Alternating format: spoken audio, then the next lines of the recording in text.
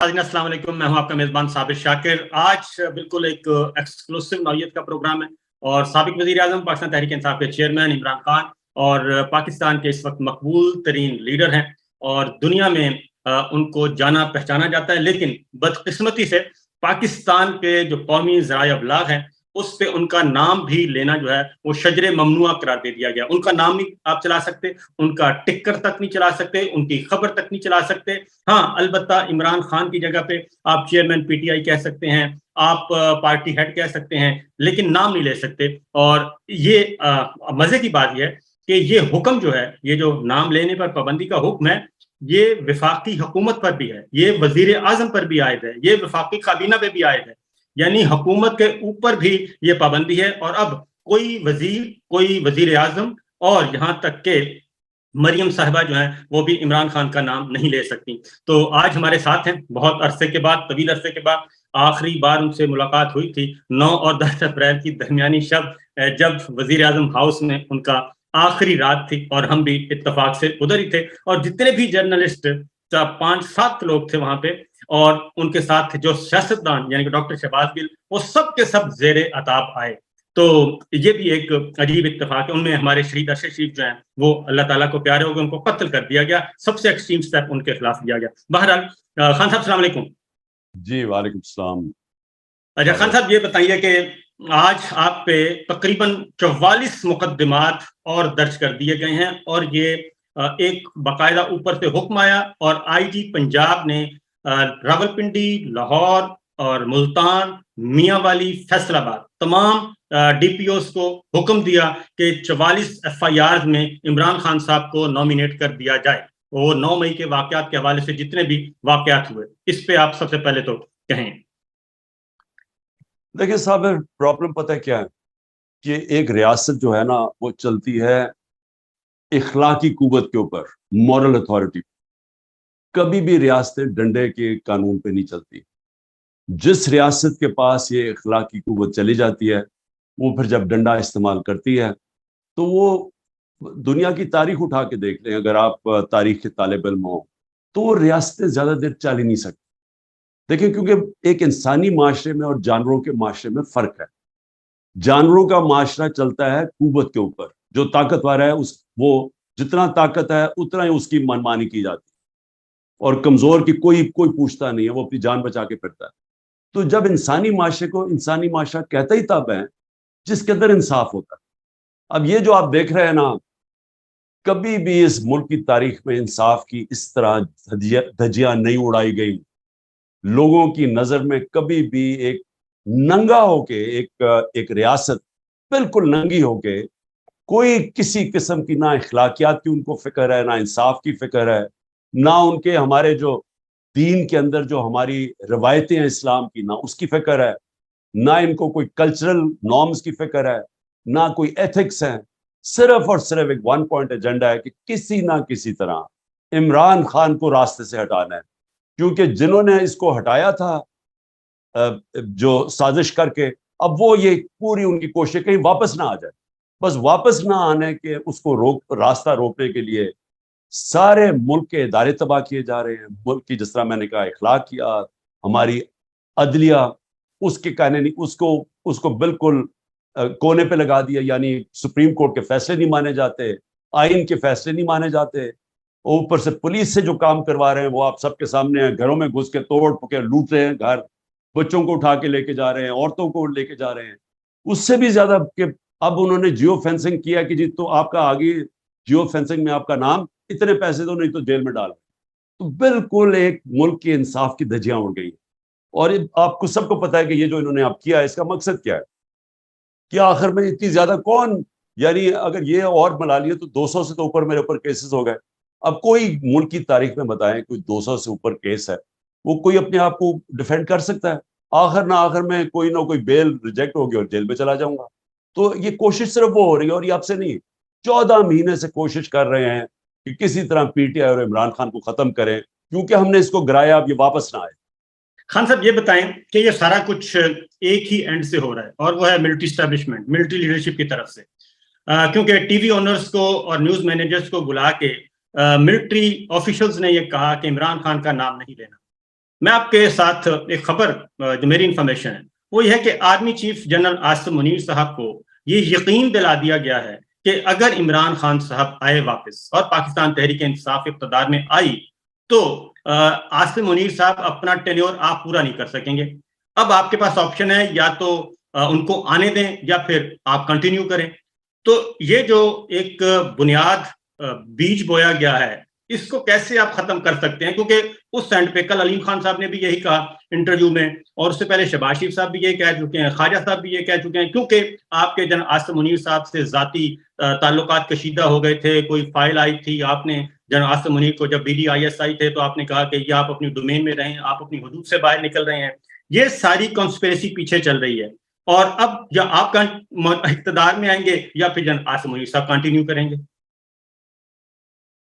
دیکھیے صاحب، سب سے پہلے تو ایک چیز کلیئر ہو جائے کہ پاکستان کو ایک مضبوط فوج کی ضرورت ہے. میری طرح کے لوگ جنہوں نے ملک سے باہر کوئی جائیدادیں نہیں بنائی بلکہ جو بھی باہر بنائی تھی سب کچھ بیچ کے اپنے ملک میں لے آئے ہوں، تو میں تو ہمیشہ کبھی بھی میں نے سوچا ہی نہیں کہ پاکستان کے علاوہ میرا کوئی گھر ہے.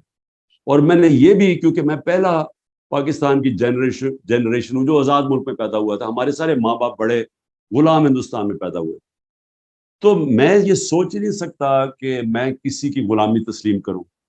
تو اگر آپ کے پاس ایک کمزور ڈیفنس ہوگا، فوج آپ کی کمزور ہو جائے، تو جو ہمارا یہ ہمسایہ ہے اور جو یہ BJP RSS کا جو فلسفہ ہے وہ تو پاکستان کو وجود ہی ختم کرنا چاہتا. تو ہماری تو کوشش، اور میں جب اقتدار میں بھی تھا تو ہمیشہ کوشش کرتا رہا کہ ہمارا ڈیفنس کمپرومائز نہ ہو. تو ہمیں مضبوط فوج کی ضرورت. تو پہلے تو میں یہ کلیئر کر دوں کہ جب بھی کوئی کسی فوج کے کسی آدمی کی تنقید کرتا ہے تو ایک دم کر دیتے جی وہ ملک کے شہدا کے خلاف ہے، وہ ملک کی ڈیفنس کے خلاف ہے، وہ غدار ہے اس ملک کا. میں آج کہہ رہا ہوں کہ جو آج ان کی کالی بھیڑوں جو بیٹھی ہوئی ہیں اس فوج میں، ان کی تنقید نہیں کرتا، وہ ظلم کر رہا ہے اس ملک کے ساتھ، وہ فوج کے ساتھ ظلم کر رہا ہے. اگر میں شوکت خانم کے اندر مجھے یہ پتا چلے کہ میرے کوئی ڈاکٹرز وہاں بیٹھ کے غلط کام کر رہے ہیں اور میں کہوں کہ نہیں جی، میں اگر ان کو کہوں گا کہ ان کی نشاندہی کروں گا تو میں شوکت خانم کو نقصان پہنچا دوں گا. میں شوکت خانم کو تب نقصان پہنچاؤں گا اگر میں ان کی نشاندہی نہ کروں، ان کا احتساب نہ کروں. یہاں ایک عجیب ماحول بن گیا ہے کہ غداری کے اوپر میں نے کیس کر دیا ہے. بھئی مجھے پتا ہے جس آدمی نے میرے پر گولیاں چلوائی ہیں، جو قتل کروانے کی کوشش کی ہے، میرے پر مجھے بس انویسٹیگیشن شروع کرے اور میں ثابت کروں گا وہ اس کے پیچھے تھا. اور یہ دو علاوہ شہباز شریف اور یہ رانا ثناء اللہ، یہ بھی اس کے ہم ان سب کو پتا تھا پلان کا مجھے قتل کرنے. اب بجائے اس کی انویسٹیگیشن کرنے کی میرے اوپر غداری لگا دی کہ جی آپ اس پر، یعنی کبھی دنیا میں ایسی چیز سنی ہے؟ میں نے اکیلے نہیں اس کا نام لیا، اس نے لیا. ارشد شریف کی والدہ نے، اس کی بیوی نے، اعظم سواتی نے کہا مجھے تشدد کے اندر وہ ہے. شہباز گل نے اس کا بتایا کہ تشدد جب ہوا ہے تو اوپر سے یہ، جب سے یہ آیا یہی شروع ہوئی ہے چیزیں. تو بجائے آپ اس کو انویسٹیگیٹ کریں، آپ الٹا ہمارے اوپر ہمارے منہ بند کروانے کے لیے غداری کر دیتے ہیں. یہ ملک سے کا نقصان کیا جا رہا ہے. دوسری چیز، میری جنرل عاصم منیر سے کیا لڑائی؟ ہاں ٹھیک ہے، میں پرائم منسٹر تھا، میں سمجھتا تھا کہ اگر میں نہیں کام کر سکا تو نہیں کر سکا، لیکن یہ میری اور عاصم منیر کی بات نہیں ہے، یہ پاکستان کی بات ہے. اگر عمران خان کو صرف اس لیے باہر رکھا جا رہا ہے کہ جی وہ کیونکہ اس نے ایک دفعہ ریزائن کروایا تھا، اس کے لیے اب آگے بھی اس کو باہر رکھو، اور اس لیے کہ اس نے ان کو کوئی پوزیشن چلی جائے گی عاصم منیر کی، یہ تو پروپیگنڈا ہو رہا ہے. مجھے جب پتا بھی تھا کہ جنرل باجوہ شروع ہو گئے تھے میرے خلاف سازش کرنے، میں نے اس کو نہ میں کرتا ڈی نوٹیفائی، لیکن میں اداروں میں انٹرفیئر نہیں کرتا تھا، نہ میں نے فوج میں انٹرفیئر کیا، نہ میں نے پولیس میں کیا، نہ میں نے نیب میں کیا، نہ میں نے عدلیہ سے کیا. کیونکہ جب تک آپ ادارے اپنے دائرے میں رہ کے کام نہیں کرتے، وہ جب آپ کے ادارے ختم ہوتے ہیں ملک ختم ہو جاتا ہے. اب آج کیا ہو رہا ہے؟ سارے ادارے ختم کر دیے، نہ FI کام کر رہی ہے صحیح، نیب سے وکٹمائزیشن، اس سے اینٹی کرپشن سے، پولیس سے، آج عدلیہ اس کے فیصلے نہیں مان. تو سارا ملک کا جو تباہی آج جا رہی ہے، جو لوگ ملک چھوڑ کے جا رہے ہیں، وہ اس لیے کہ ادارے تباہ ہو رہے ہیں تو ملک تباہ ہو جاتا ہے. تو میں یہ واضح کر دوں کہ میری کبھی کوئی اس طرح کی سوچ نہیں تھی، نہ میں، اس لیے تو میں نے کوشش کی کہ میں بات کروں جنرل عاصم سے. کوشش کیوں کی؟ کیونکہ مجھے تو ملک کی فکر پڑی ہوئی ہے اس وقت. اچھا خان صاحب یہ بتائیں کہ فیصلے ہمیشہ جو آپ نے ذکر کیا نا کہ فوج پہ کوئی بھی تنقید کرتے ہیں انڈیویجول پہ، تو کہتے ہیں فوج پہ تنقید ہو گئی، شہداء پہ تنقید ہو گئی، تو یہ فیصلے کرتے ہیں 3-4 لوگ، اوپر کے 3-4 لوگ. نواز شریف صاحب بھی یہی کہتے ہیں کہ 1+3 کا فیصلہ تھا 99 کا کو کا، اور آپ کے ساتھ بھی یہی ہوا. پھر پاناما جب ہوا تبھی نواز شریف صاحب نے یہی کہا. تو اوپر کے جو 3-4 لوگ فیصلہ کرتے ہیں اور نیچے کسی کو پتہ بھی نہیں ہوتا. اب باجوہ صاحب نے آپ کو ہٹانے کا جو فیصلہ کیا وہ ڈرائنگ روم میں بیٹھ کے کیا، اس کی کنٹینیوٹی ابھی تک چل رہی ہے، بلکہ ورسٹ کنڈیشن آ گئی ہے. ہونا تو یہ چاہیے تھا کہ نومبر 29 باجوہ صاحب جب چلے گئے تھے تو نئے آرمی چیف آتے اور سچویشن کو سنبھالتے، بلکہ اس سے بھی زیادہ جو ہے ورسٹ کنڈیشن ہو گئی ہے انسانی حقوق کے حوالے سے، پولیٹیکل وکٹمائزیشن کے حوالے سے. اس کی کیا وجہ سمجھتے ہیں کہ یہ کنٹینیوٹی کیوں ہے آپ کے سلسلے میں؟ دیکھیں جنرل، میں بھی یہ سوچ رہا تھا کہ جب جنرل باجوہ جائیں گے، کیونکہ جنرل باجوہ نے تو ہٹایا تھا، تو وہ تو ڈرا ہوا تھا کہ میں واپس آ گیا تو جنرل باجوہ کے اوپر شاید میں کاروائی نہ کر دوں، تو وہ تو سمجھ آ رہی تھی اس کے ڈرنے کی. تو اس نے بڑا نقصان پہنچایا جنرل باجوہ نے اپنے آپ کو اور ساری اپنی ذات کے لیے. ایکسٹینشن اس نے ہٹایا ابھی شہباز شریف کے ساتھ مل کے اپنی ایکسٹینشن کے لیے.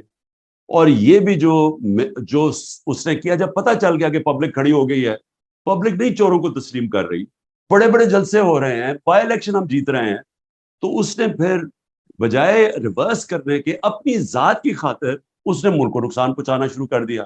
وہی لے کے آیا فیصل نصیر کو. اب جب سے فیصل نصیر آیا اس نے شروع کر دیا یہ، جیسے کہ ہم کوئی دہشت گرد ہیں یا ہم کوئی کاؤنٹر ٹیررزم کا وہ ایکسپرٹ تھا جس طرح ہم دہشت، تو اس نے بڑا نقصان پہنچایا. جو اپنے ادارے کو نقصان پہنچا وہ کسی دشمن نے نہیں پہنچایا، وہ کوئی پی ٹی آئی نے نہیں پہنچایا، وہ جنرل باجوہ نے پہنچایا ان چوروں کو لا کے. اور وہ لوگوں کو پہلے یہی اسٹیبلشمنٹ ثابت کر رہی کہ چور ہیں، ان کو لا کے اوپر بٹھا دیا، تو اس کا ریئیکشن آیا. اور اس کے بعد جو فیصل نصیر کی حرکتیں ہوئی، جو سوشل میڈیا کے لوگوں کو، یہ جو جرنلسٹ کو، جو شہباز گل کو پہلے ٹارچر، پھر اس کے بعد اعظم سواتی سے جو کیا، تو اس کے بعد یہ جو کہ جی ہم ان کو سیدھا کر دیں گے. اب وہ جو نقصان پہنچایا، میں امید رکھتا تھا کہ جنرل عاصم منیر آ کے چینج کریں گے پالیسی، ہم سب سمجھ رہے تھے، لیکن میرے خیال میں ان کا بہت بڑا انفلوئنس ہے، نیچے سے ان کے کئی لوگ ان کو انفلوئنس کرتے ہیں. اور مجھے افسوس سے کہنا پڑتا ہے کہ پاکستان تو آج ایک تباہی کے کنارے پہ کھڑا کر کے رکھتی، کیونکہ ابھی تو امید ہی نہیں نظر آ رہی. اب تو یہ ہے کہ الیکشن آئیں گے تو یہ سارا جو پلان بن رہا ہے وہ تو یہی بن رہا ہے نا کہ تحریک انصاف کو ختم کر کے ان کو انہی کی بندر بانٹ کروا دو ملک کی، جنہوں نے 30 سال سے ملک کا بیڑا گرک کر رہے ہیں، جن کے ہوتے ہوئے بنگلہ دیش بھی آگے نکل گیا اور ہندوستان بھی آگے نکل گیا 90 کی دہائی میں. نہیں تو پاکستان تو 80 کی دہائی تک سب سے آگے تھا، تو ان کے ہوتے ہوئے تو تباہی ہوئی ہے. تو اب انہیں کو ایک اور چیز میں ذاتی طور پہ بھی میرے علم میں، اگر آپ چاہیں تو شیئر کریں.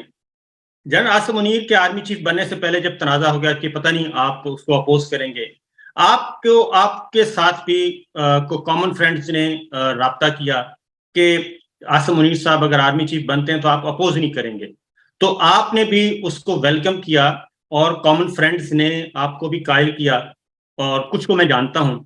تو جیسے ہی یہ کام ہو گیا اس کے بعد وہ کامن فرینڈز کہیں غائب ہو گئے یا کدھر چلے گئے؟ کیونکہ آپ نے ویلکم کیا آرمی چیف کو. دیکھیں جی، میں تو کسی کو جانتا ہی نہیں تھا. میں تو جب یہ پہلے تو چیز پرائم منسٹر بناتا ہے آرمی چیف کو تو کانسٹیٹیوشنلی تو اس کا رائٹ تھا. دوسری چیز کہ میں تو کسی کو نہیں جانتا تھا. میں نے تو بار بار سٹیٹمنٹس دی کہ جو بھی میرٹ کے اوپر آتا ہے ہم اس کو ہم مانیں گے، ہم کوئی انٹرفیئر نہیں کریں گے. میں نے تو پہلے آرمی چیف بننے سے پہلے میری سٹیٹمنٹ ساری سن رہے ہیں. اور جب عاصم منیر آئے تو میں نے ان کو میسج پہنچائی. میں نے کہا دیکھو مجھے یہ پتا چلا ہے کہ لنڈن پلان بنا ہوا ہے اور نواز شریف نے آپ سے یہ گارنٹی لیا ہے کہ آپ نے پی ٹی آئی کو ختم کرنا ہے اور مجھے. تو میں نے کہا مجھے یہ میسج ملی ہے، یہ ان کے بننے سے پہلے میں نے وہی جو کامن فرینڈ کی بات کرے اسے میسج پہنچائی. اس نے آگے سے کہا، انہوں نے کہا بالکل فکر نہ کرو، کوئی ایسی چیز نہیں ہو. بہرحال ہم نے تو ویسے بھی روکنا نہیں تھا، تو ڈاکٹر ابھی مجھے یہاں ملنے آئے اور ہم نے فیصلہ کیا، ہم نے کہا ٹھیک ہے ہم اپوز نہیں کریں گے. لیکن مجھے افسوس سے کہنا پڑتا ہے کہ جو اس کے بعد ہوا وہ چھوڑیں کہ عمران خان سے کیا ہوا، میرے گھر پہ یہ جو اٹیک ہوئے اور یہ جو سب کچھ، مجھے دوسری طرف میرے اوپر قتل کا کوشش کی گئی، ایک اور پھر کوشش پلان بنا ہوا تھا، وہ چھوڑے. میں ملک کی بات کر رہا ہوں کہ آج صرف ملک دیکھنے کدھر کھڑا ہے. مجھے صرف یہ بتا دیں کہ یہ ہو سکتا ہے کہ ایک ملک جو 6% کے اوپر 6.1% کے اوپر گرو کر رہا ہو, ورلڈ بینک تعریف کر رہا ہو, وہ IMF تعریف کر رہا ہو کہ پاکستان میں سسٹینیبل گروتھ ہو رہی ہے, معاشی طور پہ آگے جا رہا ہو, اور ایک دم 1 سال کے اندر آج ملک گھٹنوں پہ ہے, بے روزگاری بڑھ گئی ہے, انہوں نے $3 ارب لیا ہے IMF سے اور بڑا خوش ہو رہے ہیں, تو $7 ارب کی ڈالروں کی کمی ہو چکی ہے 1 سال میں. یعنی جو ہم ایکسپورٹس پہ جو نقصان کم ایکسپورٹس کم ہوئی ہیں اور جو ریمیٹنسز کم ہوئی ہیں وہ $7 ارب کم ہوا ہے ہمارے دور سے. تو $7 ارب کم ہو کے $3 ارب کا قرضہ لے لیا. یعنی آپ کی دولت سکڑتی جا رہی ہے, آپ کی آمدنی سکڑتی جا رہی ہے اور قرضے بڑھتے جا رہے ہیں اور خوشیاں بنا رہے ہیں سارے. تو یہ جو ملک کا حال کیا ہے, کوئی تو اس کا ذمہ دار ہوگا, اور میڈیا کو کنٹرول کر لیا. وہی میڈیا جو شور بچایا کرتا تھا کہ جتنی مہنگائی ہوگی, آج 38% مہنگائی ہے پاکستان میں, ہماری 12%, 12.2 یا 3 پہ سارا میڈیا شور مچایا ہوا تھا کہ تباہ ہو گیا ملک. آج چپ کر کے میڈیا بیٹھا کنٹرول میں آ گیا. آج کوئی بات نہیں کر رہا ہے کہ بے روزگاری کتنی ہے, آج کوئی نہیں بات کر رہا ہے کہ عام آدمی, تنخواہ دار آدمی کا کیا حالات ہے, بجلی کے بل کدھر چلے گئے ہیں, لوڈ شیڈنگ کتنی ہو گئی ہے. یہ سارا میڈیا چپ کر کے بیٹھا ہوا ہے. اچھا خان صاحب یہ بتائیں کہ میڈیا تو خاموش ہے, وہ تو بہت بڑے بڑے نامور لوگ جو ہیں وہ بھی خاموش ہو گئے ہیں. اگر آپ کے ساتھ پلان یہ ہے, جو ہمارے پاس انفارمیشن ہے, کہ جیسے ہی جسٹس قاضی فائز صاحب آئیں گے, وہ چیف جسٹس آف پاکستان بن جائیں گے, اس کے بعد الیکشن کی ڈیٹ اناؤنس ہو اور الیکشن شیڈول بھی ان کے آنے کے بعد آئے, تاکہ نواز شریف صاحب کی سزائیں, بقول ان کے, یہ PMLN کی ہے, کہ نواز شریف صاحب کی سزائیں ختم ہو جائیں گی, ان کی سزائیں ختم ہو کے وہ کوالیفائی کر لیں گے اور آپ کو ڈسکوالیفائی کر دیا جائے گا. اور اس کے لیے جو ماحول بنایا گیا ہے جسٹس قاضی فائز صاحب کے لیے کہ آپ نے ان کے خلاف ریفرنس فائل کیا, آپ اگر پوری بات بتا دیں, کیونکہ مجھے تو پتا ہے لیکن میں چاہتا ہوں آپ پوری بات بتا دیں کہ جسٹس قاضی فائز صاحب کو کے خلاف جب ریفرنس آیا تھا وہ کہاں سے آیا تھا اور وہ کس نے تیار کیا تھا, یہ مجھے بتا دیں, کیونکہ اس وقت DGISI جو تھے وہ کوئی اور تھے. دیکھیں, پہلے تو کیا ہوگا آگے وہ تو اللہ ہی بہتر جانتا ہے. میرا تو فیصلہ یہ ہے کہ میں جب تک زندہ ہوں تو میں تو اپنی مشن کے ساتھ کھڑا ہوں, انصاف کی تحریک کے ساتھ, کہ جب تک اس ملک میں انصاف نہیں ہوتا ویسے ہی ملک کا کوئی مستقبل نہیں. یعنی اگر آپ صرف اکانومی دیکھ لیں نا, تو جب تک اس ملک کے اندر قانون کی حکمرانی نہیں آتی, یہاں ہمارا ملک صرف کتنی دیر آپ قرضے کس سے اور قرضے لیں گے, قرضے تو بڑھتے جا رہے ہیں. اب یہ جو قرضہ لیا یہ واپس بھی تو کرنا نا اگلے سال, تو کدھر سے کرنا ہے؟ جب آپ کے پاس آمدنی سکڑتی جا رہی ہے تو قرضے کدھر سے واپس کرنی ہے؟ آمدنی تب بڑھے گی جب ملک میں سرمایہ کاری ہو. سرمایہ کاری تب ہوگی جب جو سرمایہ کار ہے اس کو ملک کے انصاف کے نظام کے اوپر اعتماد ہوگا. جب تک سرمایہ کار, کبھی سب سے بزدل ہوتا ہے سرمایہ کار, کیونکہ مشکل سے اپنا پیسہ اکٹھا کرتا, تو وہ تو تب تک نہیں کرے گا جب تک اس کو ایک سسٹم پہ اعتماد نہیں ہوگا. یا تو سپریم کورٹ کے فیصلے گورنمنٹ ہی نہیں مانتی, 14 مئی کا الیکشن ہے اور گورنمنٹ کہتی ہے بھاگ جاؤ. اب وہ آ رہے ہیں ملٹری کورٹس کے خلاف, ابھی کیس چل رہا ہے, تو گورنمنٹ کے وزیر کہہ رہے ہیں جی اگر ملٹری کورٹس کے خلاف فیصلہ آیا مانتے ہی نہیں, تو جو سپریم کورٹ کا فیصلہ نہیں مانتے کس نے اپنا پیسہ لے کے آ رہا ہے؟ تو ان کو سمجھ ہی نہیں آ رہی کہ ملک کا جو فیوچر ہے وہ ڈیپینڈنٹ ہے گورننس, وہ آئے گی رول آف لا سے. اب آ جائیں جی کہ قاضی فائز صاحب کا ریفرنس. میں قاضی فائز صاحب کو زندگی میں کبھی نہیں ملا. میں جب ابھی نیا پرائم منسٹر بنا تھا, سامنے آ گیا کہ جی ان کی یہ 3 پراپرٹیز ہیں انگلینڈ میں. ابھی نواز شریف کو ڈسکوالیفائی ہوا تھا.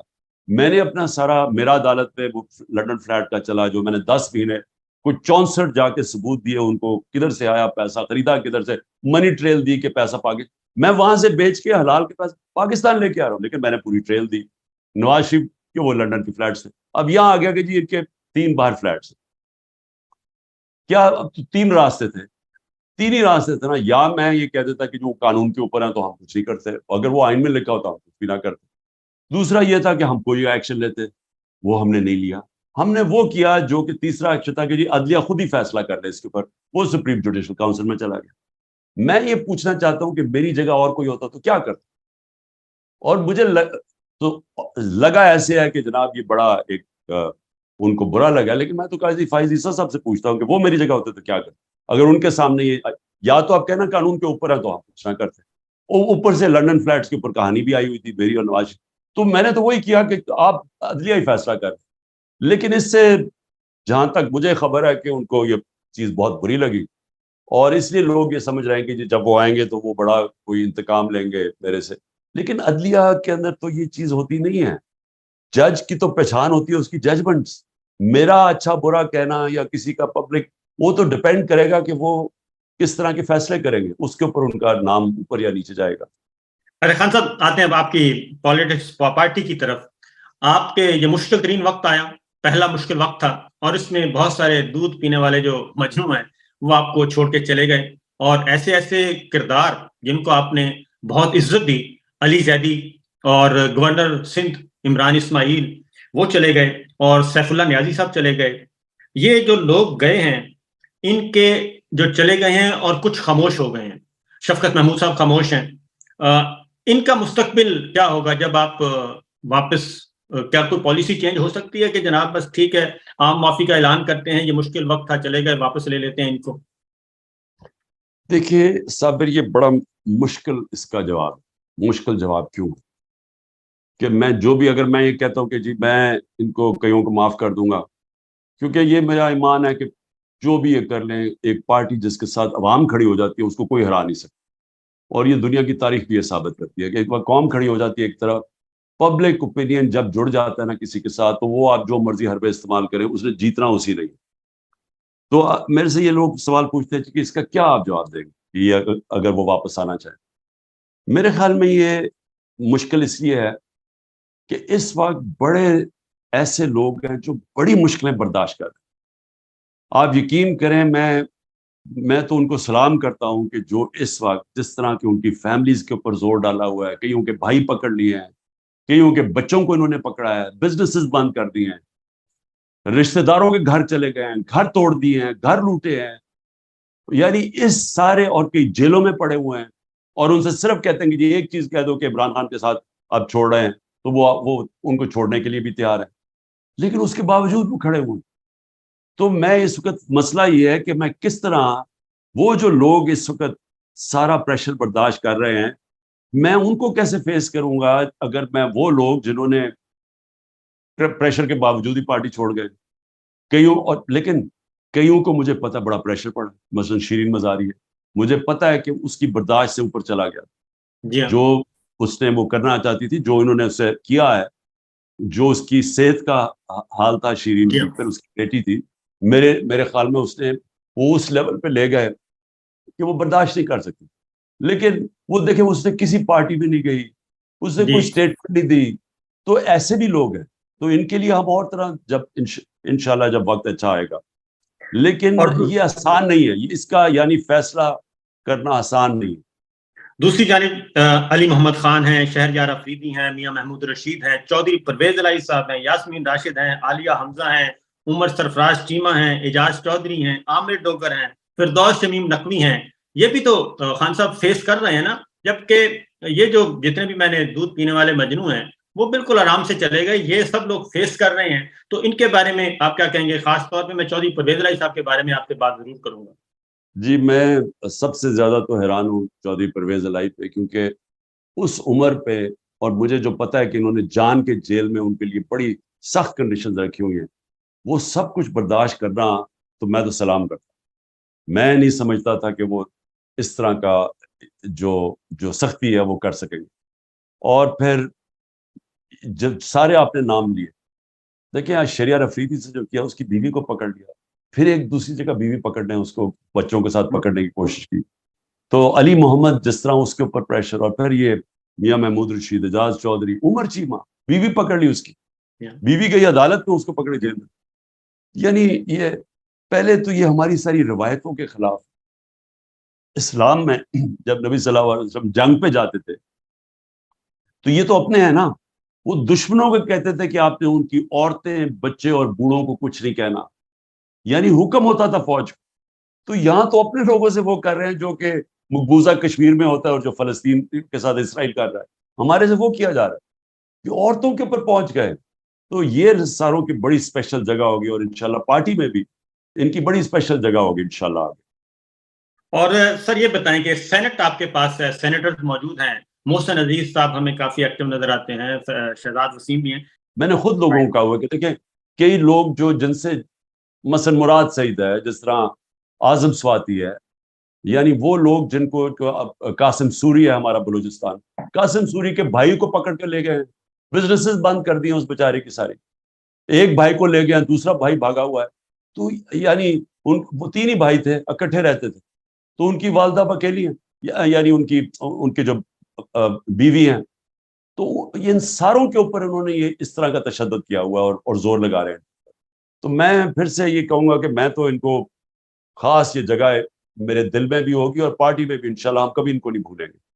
اچھا خان صاحب، آپ پہ پریشر ڈالا جا رہا ہے، پیغامات بھجوائے گئے پچھلے دنوں بھی کہ آپ پارٹی کی لیڈرشپ سے الگ ہو جائیں، یعنی آپ الیکٹورل پالیٹکس سے الگ ہو جائیں، الیکشن نہ لڑیں تاکہ وزیر اعظم نہ بن سکیں، پارٹی کسی اور کے حوالے کر دیں، یا پھر آپ باہر چلے جائیں، کچھ دیر کے لیے ریسٹ کر لیں اور یہ الیکشن ہو لینے دیں.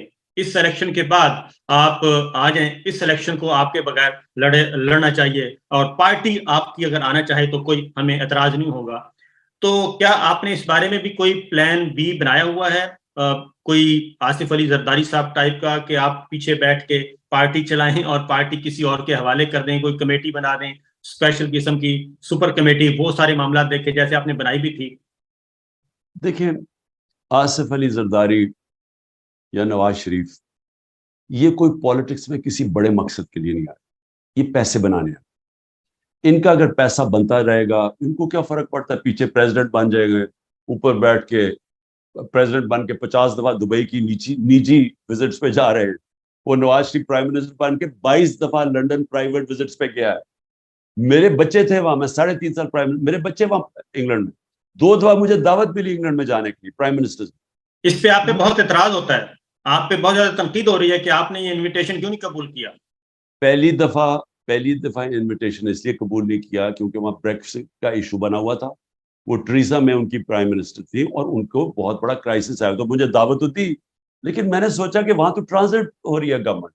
تو جب آپ باہر جاتے ہیں ملک سے، آپ بڑا پیسہ خرچ کرتے ہیں، آپ کا جو سارا جو ٹرپ ہوتی ہے آپ ملک کے ڈالرز خرچ کرتے ہیں. تو میں تو ٹرپ تب کرتا تھا جب مجھے ہو کہ میرے ملک کو فائدہ ہے. تو مجھے اس پہلے ٹرپ سے کوئی فائدہ نہیں نظر آیا.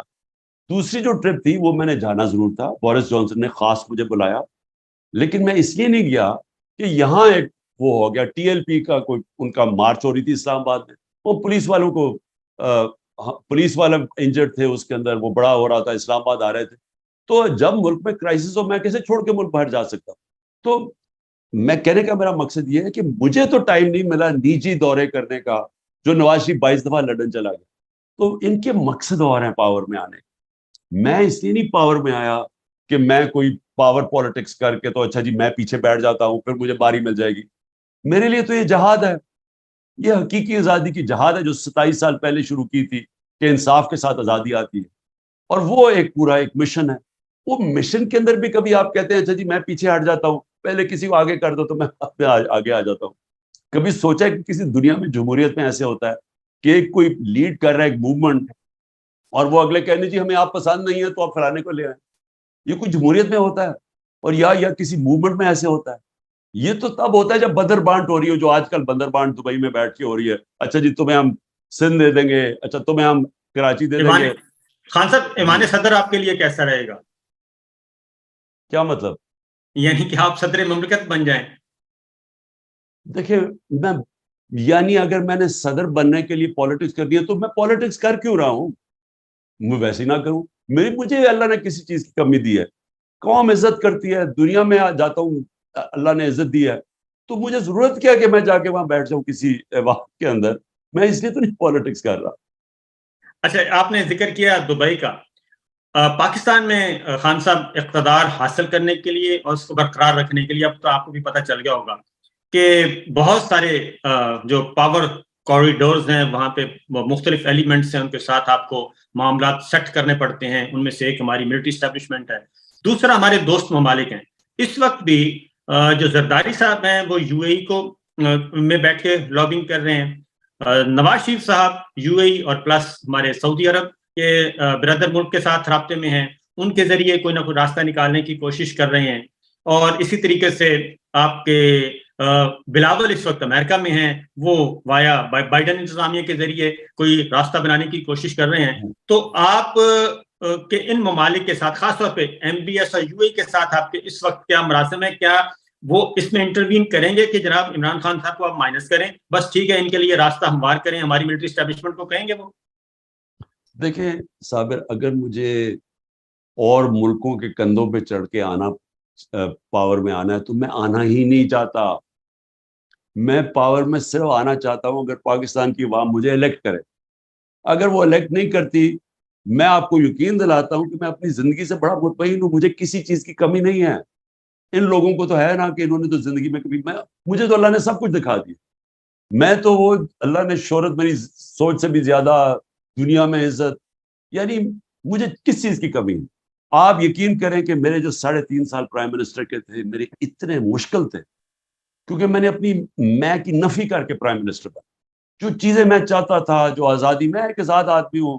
میرے شوق کیا تھے؟ پہاڑوں پہ جانا، ٹریکنگ کرنا، یعنی میرے اور طرح کے شوق. میں پھنس گیا کمرے کے اندر، صبح سے جا کے شام تک واپس. اب وہ ویکینڈ آئے تو جو چھٹی کا دن تھا اس دن ویسے کام سارے. یعنی میں تو 3.5 سال چھٹی نہیں لی. صرف 5 دن کورونا میں بیمار ہوا، 1 دن چھٹی نہیں لی. تو اپنے میں کو ختم کر کے میں نے کیا تھا اپنے ملک کے لیے. تو مجھے کوئی ضرورت نہیں ہے پوزیشن کی. مجھے کوئی پرائم منسٹر کا شوق بننے کا نہیں ہے کہ میں جا کے جی گاڑیوں کے آگے پیچھے، بلکہ میں تو ایک اور طرح کا آدمی ہوں. میں تو اکیلے پن میں ٹائم گزارا ہے. میرے شوق ہی سارے اور ہیں. میری ٹریکنگ اب وہ کر ہی نہیں، جب سے پرائم منسٹر بنا ٹریکنگ ہی نہیں کر سکتا. یعنی جو پہاڑوں پہ مجھے جو ایک ہی تو جی. میرا اصل شوق رہ گیا، یا وہ شکار ہوتا تو وہ تو ختم ہی ہو گیا. اچھا، چین کا میں آپ سے ایک سوال کروں گا، کیونکہ 5-7 مئی کو چین کے وزیر خارجہ پاکستان آتے ہیں اور بلاول بھٹو کے ساتھ کھڑے ہو کے کہتے ہیں کہ پاکستان کے اندر پولیٹیکل پلیئرز آپس میں بیٹھیں اور سیاسی استحکام لے کے آئیں اور تمام سٹیک ہولڈرز لے کے آئیں، کیونکہ چین کا کنسرن تھا. تو بجائے اس کے کہ استحکام لایا جاتا، اس کے بعد فوری طور پہ آپ کی گرفتاری ہو جاتی ہے اور آپ اس کے بعد پھر 9 مئی بھی ہو جاتا ہے. دیکھیں اس وقت کیا ہو رہا ہے، اسٹیبلشمنٹ اور یہ ساری پی ڈی ایم پارٹی، یہ سب مل کے 1 پوائنٹ ایجنڈا پہ ہے. اور وہ ایجنڈا یہ ہے کہ عمران خان کو باہر رکھنا. اب عمران خان کو باہر رکھنے کا مطلب کہ ملک کی جو سب سے بڑی سیاسی جماعت ہے اس کو آپ نے باہر رکھنا. اور باہر کیسے رکھنا؟ اس کو ختم کریں. ختم کیسے کر رہے ہیں؟ یہ جو 9 مئی کا سارا ڈرامہ تھا، اب یہ جس وقت مجھے موقع میں کہتے ہیں جی ملٹری عدالتوں میں عمران خان کو ٹرائی کرو، میں صرف ایک چیز چاہتا ہوں، مجھے ملٹری عدالتوں میں میرا ٹیلیوائزڈ ہو جو میں باتیں کروں گا. میں کوئی وکیل نہیں چاہتا، میں اپنا خود ڈیفینس کروں. میں یہ ثابت کروں گا کہ سارا پری پلان تھا. یہ پلان ہی یہ تھا کہ 14 مہینے سے کرش کرنے کی کوشش کر رہے تھے. وہ انہوں نے وہ 9 مئی کو استعمال کر کے تو یہ جو 10,000 48 گھنٹے میں 10,000 لوگوں کو پکڑ لیا. تو پہلے سے پلان ہوگا تو پکڑا تھا نا. جس پارٹی نے کبھی کوئی توڑ پھوڑ نہیں کی، جب گولیاں لگی تو نہیں کی، تو ایک دم جب انہوں نے جلانا گھرانا شروع کر دیا تو یہ پری پلان تھا. کہنے کی میں یہ کوشش کر رہا ہوں کہ یہ جو لوگ اوپر بیٹھے ہوئے ہیں اسٹیبلشمنٹ، اور یہ اس وقت پاکستان کا نہیں سوچ رہا ہے. وہ جو چائنیز نے جو بات کہی تھی وہ ملک کا سوچ رہا تھا. کوئی بھی آدمی آج پاکستان کا سوچ رہا ہے وہ ایک ہی چیز کہے گا کہ پولیٹیکل سٹیبلٹی لے کے آؤ. پولیٹیکل سٹیبلٹی آئے گی صاف اور شفاف الیکشن سے. اگر آپ صاف اور شفاف الیکشن نہیں کروائیں گے، جو بھی یہ حربے استعمال کر رہے ہیں، جو بدر بانٹ کر رہے ہیں، یہ ملک کو تباہی کی طرف لے کے جا رہے ہیں.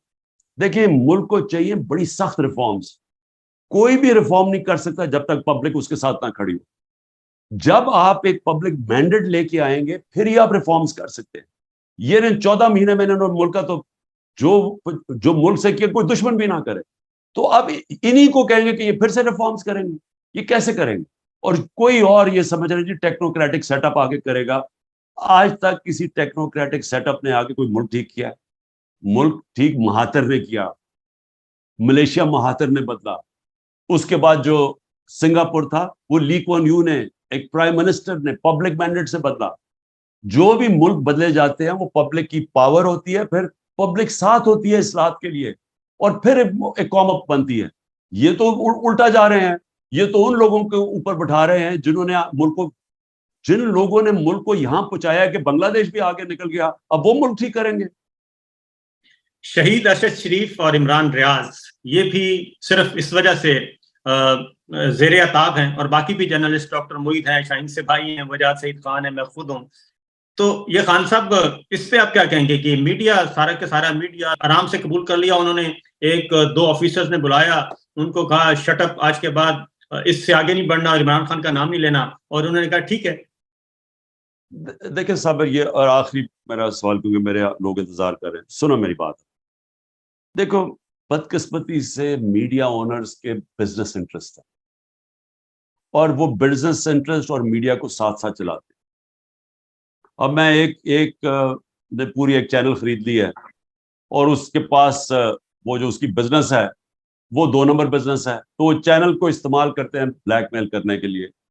تو یہ یاد رکھیں کہ یہ جو سارا مجھے درس دیتے تھے آزادی رائے کے, اور ہم حالانکہ وہ کوشش کر رہے تھے کہ ریسپانسبل جرنلزم ہو, فیک نیوز کے اگینسٹ. میرے اگینسٹ ہر قسم کی نیوز, فیک نیوز نکلاتی تھی, منسٹرز کے اگینسٹ نکلاتی تھی, جو مغرب میں ہیں کہ آپ کی ذمہ داری بھی, آپ اگر کسی کو اس کی ریپوٹیشن کو نقصان پہنچائیں گے, کسی کو ذلیل کریں گے, تو اس کے پاس ہونا چاہیے رائٹ کہ اپنے آپ کو ڈیفینڈ کرے, اور لائبل لاز ہیں. لیکن ہمارے اگینسٹ پوری کیمپین چلی کہ ہم نے پتہ نہیں کیا کیا کیا, اور میڈیا کو بند کرنے کی کوشش کی. اب کیا ہوا, انہوں نے سیدھی طرح حکم کیا ہے میڈیا اونرز کو کہ تم اگر یہ لائن پہ نہیں چلو گے ہم تمہیں یہ کر دیں. اور ان میں سے کئی میڈیا اونرز نے بڑی کوشش کی اپنی آزادی رائے رکھنے کی, میں داد دیتا ہوں ان کو, لیکن کئی پہلے میں سلام کر کے تو جناب سیدھا جا کے وہ شروع ہو گیا, اور کئی پہلے ان کے ساتھ ہیں. تو ہوا کیا, دیکھو خطرناک چیز اب کیا ہے صاحب, آپ ایک معاشرے کے اندر سے جب تنقید ختم کر دیتے ہیں, جب ایک معاشرے کے اوپر آپ انفارمیشن کے اوپر آزادی رائے پہ کنٹرول کر لیتے ہیں, جب آپ ڈنڈے کے زور سے اپوزیشن کو بھی دبا دیتے ہیں, تو یہ یاد رکھیں کہ آپ اپنے ملک کی موت کی سائن کر رہے ہیں, یعنی آپ اپنے معاشرے کی تباہی کے اوپر سائن کر رہے ہیں. اور اگر آپ نے تاریخ دیکھنی ہے تو صرف زیادہ دور نہ جائیں, ایسٹ اور west Germany second world war کے بعد علیحدہ ہو گئے, ایک میں یہی حرکتیں جو آج ہو رہی ہیں پاکستان میں, ایسٹ جرمنی میں شروع ہو گئی, ویسٹ جرمنی آزاد ہو گیا, آزادی رائے ڈیموکریسی آ گئی. 50 سال کے بعد ویسٹ جرمنی اوپر چلا گیا, ایسٹ جرمنی نیچے چلا گیا.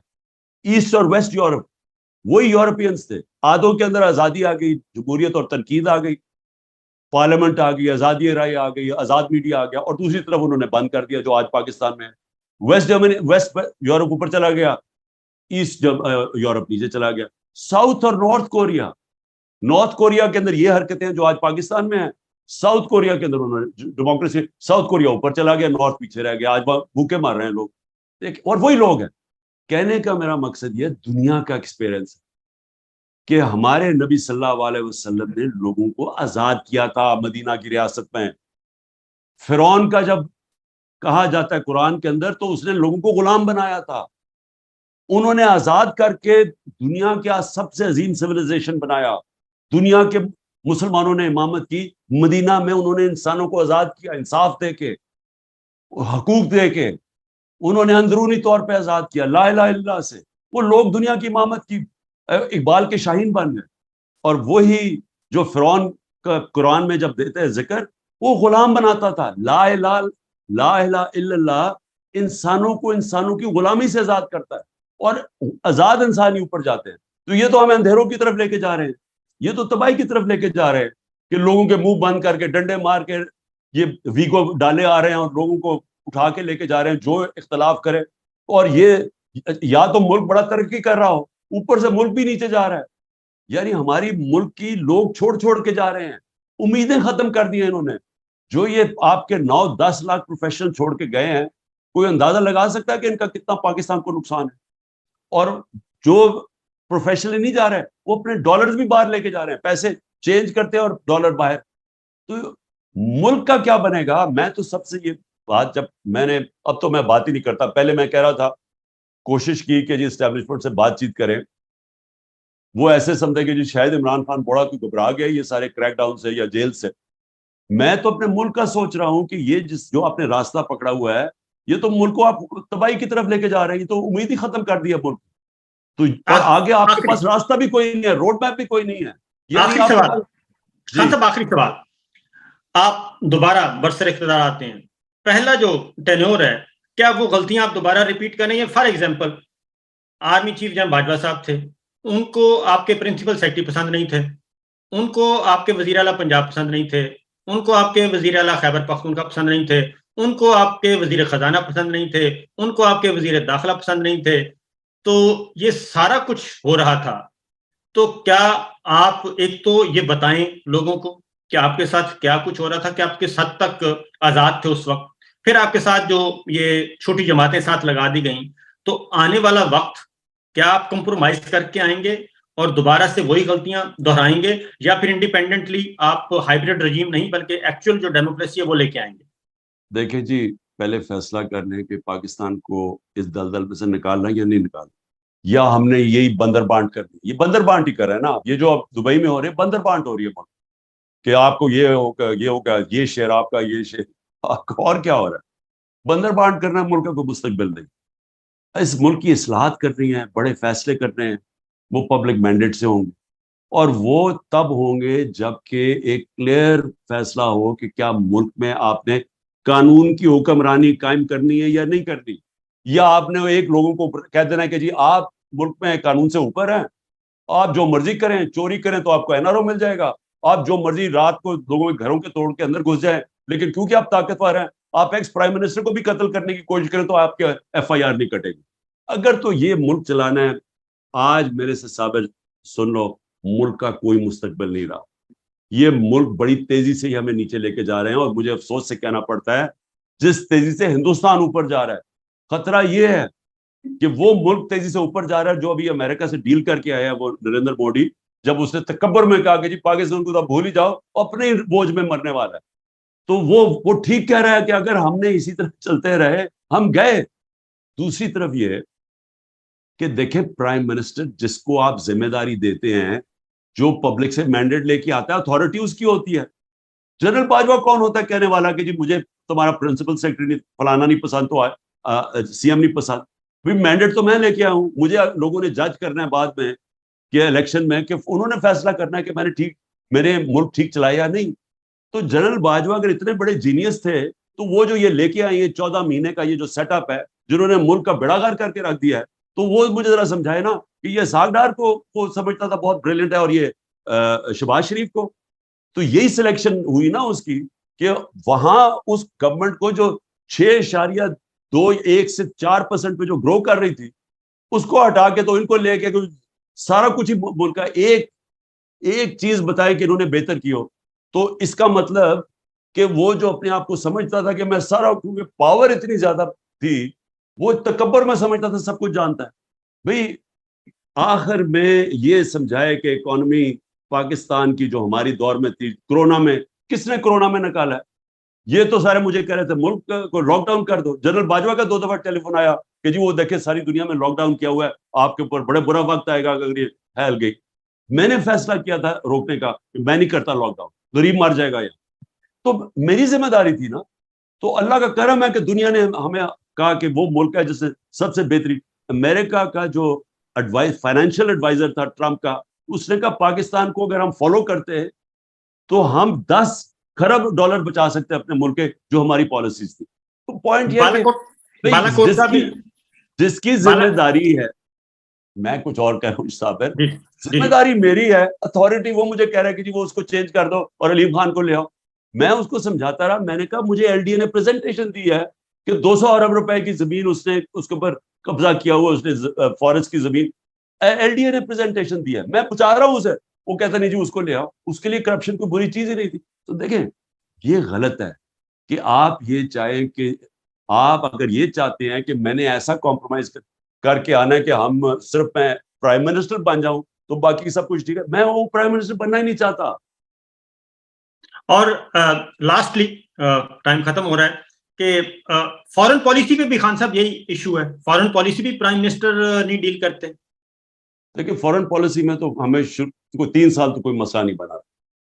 فارن پالیسی میں تو جو میری فارن پالیسی جو تھی وہ بڑی اسٹریٹ فارورڈ تھی، کہ میں تو فارن پالیسی بنا رہا تھا پاکستان کے لیے کہ میری قوم کے لیے بہتری کیا. اور میں سمجھتا ہوں کہ نان الائن فارن پالیسی جو ہندوستان کی ہے ہمیں وہ فالو کرنی چاہیے, ہمیں کوئی کسی کی غلامی نہیں کرنی چاہیے. لیکن آخری 6 مہینے میں جنرل باجوہ کی کوئی اور ویوز ہو گئے تھے, وہ مجھے کچھ سمجھ نہیں آئی کہ ہوا کیا اس کو ایک دم. وہ خیر وہ میں ڈیپ جاؤں گا نہیں. تو آخری 6 مہینے میں اس میں کوئی شک نہیں کہ وہ ایک دم ڈائیورجنس, لیکن 3 سال تک تو کوئی پرابلم نہیں تھا, فورن پالیسی پہ کنسنسس تھا. اوکے جی, تھینک یو بہت صاحب, شکریہ. بہت شکریہ.